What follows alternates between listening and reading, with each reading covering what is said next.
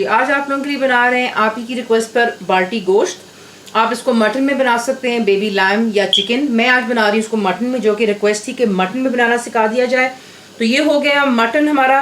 इसके मैंने तकरीबन 1 से 1.5 इंच यानी कि बड़े पीसेस बोटियों के टवाएँ, आप छोटे भी करवा सकते हैं।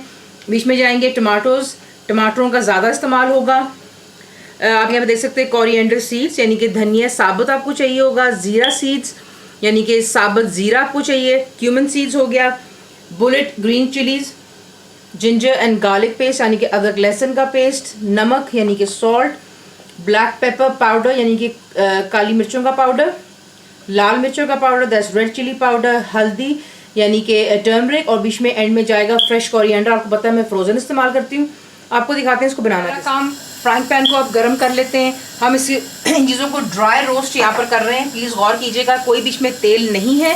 तो ये चला गया ज़ीरा और धनिया। इसे आप तब तक अच्छी तरह हाई फ्लेम पर ड्राई रोस्ट करेंगे तो आपको एक अच्छी सी इसमें स्मेल आनी शुरू हो जाती है और हल्का सा इसका कलर चेंज हो जाए। यहाँ पर आप देख लें कि ये रोस्ट हो चुके हुए हैं। इसे निकाल करके अब हम जो है दरदरा सा पीस लेंगे। हम लोगों ने पीस कर एक साइड पर रख लिया है। तेल हमने कर लिया है गरम और इसमें आप ऐड करेंगे जो कि आपका गोश्त है यहाँ पर, और आप इसको मीडियम फ्लेम पर तकरीबन 10 मिनट के लिए अच्छी तरह फ्राई करेंगे। देख लें हाई फ्लेम पर मैं इसको यहाँ पर कुक कर रही हूँ।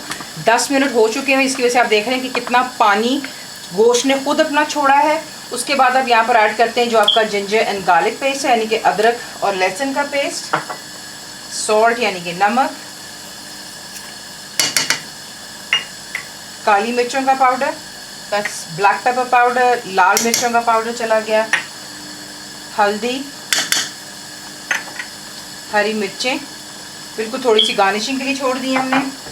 और इसको अब आपने दोबारा यहीं पर हाई फ्लेम पर अनदर 10 मिनट यानी कि 10 मिनट और 10 मिनट्स के लिए इसको यहाँ पर हम कुक करें। हाई फ्लेम पर इसको मैंने 10 मिनट और दिए हैं बीच में गोश्त को जो है मसाले के अंदर पकने के लिए। अब इसमें आप ऐड करते हैं जो कि आपके टमाटोज़ हैं यानी कि टमाटर इसमें ज़्यादा इस्तेमाल होते हैं। मसाला इसी से बनेगा इंशाल्लाह। इसे आप मिक्स कर लेते हैं अच्छी तरह, और मिक्स कर लेने के बाद यहीं पर हम ऐड करेंगे पानी, क्योंकि मैं मटन में बना रही हूँ। रिक्वेस्ट मटन की थी। मटन का गोश्त सख्त होता है, ये इतने से पानी में नहीं गलेगा जो कि ख़ुद गोश्त ने पानी छोड़ा है। तो हम अब क्या करेंगे, टमाटर डाल लेने के बाद इसमें ऐड करेंगे पानी।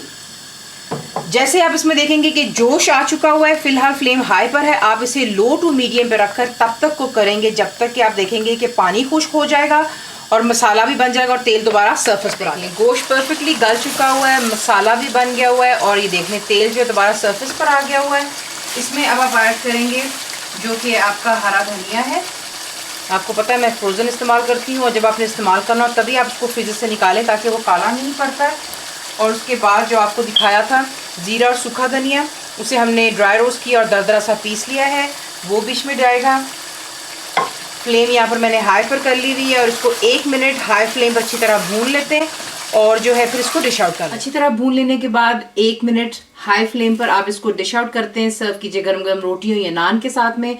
ज़रूर बनाइएगा। फुल रेसिपी के लिए जाएंगे मेरी वेबसाइट जिसको कुकविथफाज़ा.net पर। बनाइए तो आपको कैसा लगा दुआ में याद रखें। Thank you for watching the video.